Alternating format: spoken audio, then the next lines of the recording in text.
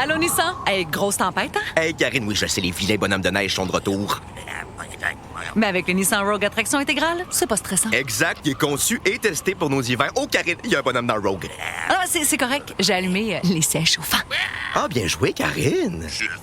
Maîtrisez toutes les conditions. Louez le Rogue S 2026 à partir de 0,4% jusqu'à 36 mois, incluant une réduction fidélité de 0,5% pour les clients Nissan admissibles. Jusqu'au 2 mars, sur approbation de crédit, les conditions s'appliquent. Détails chez Nissan. Welcome back to the Elias Macko Show. Now, have you ever gone to the grocery store and said to yourself, why am I being charged tax on this? Well, according to Sylvain Charlebois, you know him and love him. He's the food professor over at Dalhousie University. He argues that we need to look at how taxes are imposed when you head to the grocery store. In fact, he says that these taxes, well, they may be immoral. Those are some strong words. Sylvain Charlebois, he's back on the show. Hi, Sylvain. Hey, good morning. You don't agree with me, well, Elias? You know what? Let me tell you, any chance to reduce a tax, I think I'm on board with that. And I've faced the kind of comical situation. You buy 4 muffins, taxed. You buy 6 muffins, no tax. Product hasn't changed. So I've seen these things that don't make any sense. But why don't you make your case to our listeners? Well, so that's the case I made in Quebec City on Wednesday night when I was testifying before the National Assembly, the committee where the Minister of Justice, your Minister of Justice, was there, and spoke to the committee about price transparency. And I would argue a lot of people don't know that about 4,600 products in a grocery store, in an average grocery store, are taxable at retail. And so in Quebec, it's an extra 15.5% more. And a lot of people don't look at their grocery receipts. In fact, actually, a lot of people don't even take their grocery receipts. You just leave the store without knowing they just paid taxes on a box of 5 granola bars or a shrinkflated ice cream jar below 500 grams. And those are the kinds of things that we're seeing more and more because of shrinkflation. More and more products are considered snacks now, according to Revenue Canada, and now they're taxed, and people don't notice. And of course, Sylvain, this is really important. As you said, you were testifying at the National Assembly. Bill 72, it's going to make grocery stores on the labels, right, on the price labels, they're going to have to indicate if the product is taxed or not. That could lead to... I think it's a good thing.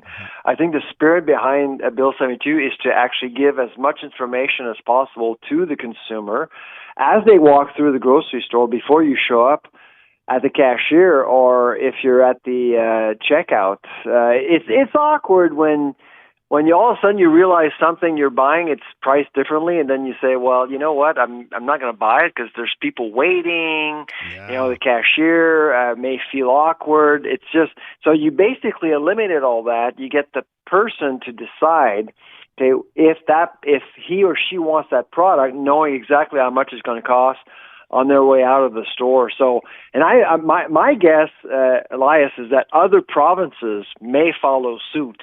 And I did say that to members of the committee. This is something that needs to be done because at some point we will need to have a debate on the morality of taxing food. I mean, a lot of people don't know this, but because we're not telling them. But once they realize how many products are taxed at the grocery store and what products are taxed at the grocery store, perhaps we'll have a broader collective conversation about it. With Sylvain Charlebois, the food professor from Dalhousie University. And Sylvain, one of the things that resonates with me, the granola bars, right? And because, everyone would say, well, granola bar, that's a healthy food, right? Most people have no problem giving their child a granola bar to go to school. And then because of shrinkflation, the boxes used to have 6, right? Half a dozen, makes sense. Now they only have 5, and magically they're taxed, and the product hasn't changed. There's just one less, and now you're paying more because it's taxed. That, to me, Sylvain, does seem absolutely insane.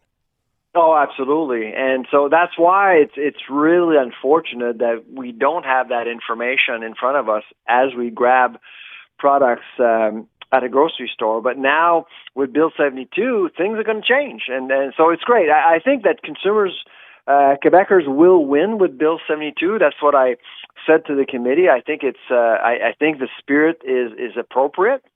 But at some point, like I said, I mean, I think at some point we're going to have to look at what is being taxed. For another example, I know there's the ready-to-eat section of the grocery store is expanding, and there's lots of great healthy products there. Why would you tax like a Caesar salad for 4 people? Oh, it's such a good point. Now it's like it's such an important part of the grocery store now, the ready-made meals, and that's taxed. So most of it is taxed, absolutely.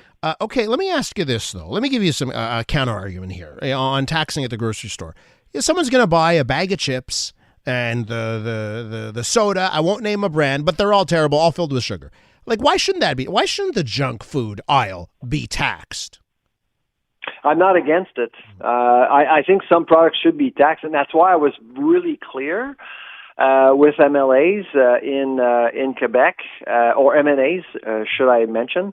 The morality of taxing food will vary from one food section to another. I mean, should we tax junk food?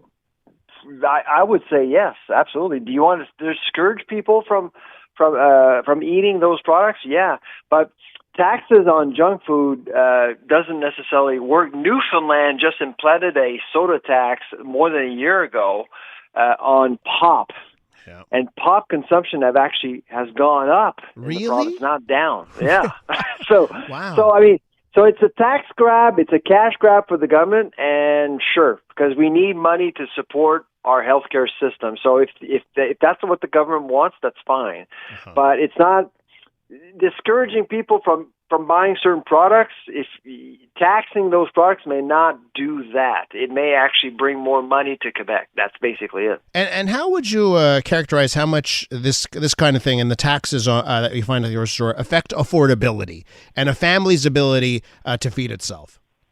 So, based on our calculations, Canadians, not just Quebec, but Canadians are paying about $1 billion worth of taxes retail at the grocery store right now. So it's $1 billion. So we're paying $1 billion of taxes.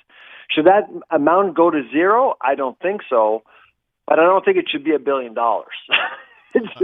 because people don't know. And that's why I think the first step, make it transparent, make it clear, make the rules clear as much as possible, and then after that, have a debate on the issue, and people will actually be more sensitive to it.